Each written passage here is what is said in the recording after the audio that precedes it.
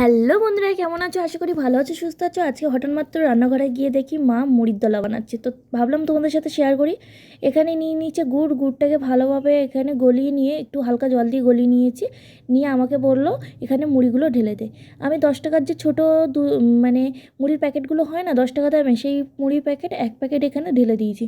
যেহেতু আমাদের একটু গুড়টা কম ছিল, আমরা বুঝতে পারিনি, তো গুড়টা একটু কম হয়ে গেছিলো। এখানে যেহেতু 10 টাকা দামের এক প্যাকেট মুড়ি ছিল, সেক্ষেত্রে আমাদের 100 জায়গায় 150 এখানে গুড় ইউজ করা উচিত ছিল। তো একটু গুড় হয়ে গেছে, তোমরা যে কোনো গুড় দিয়ে কিন্তু এটা বানাতে পারো।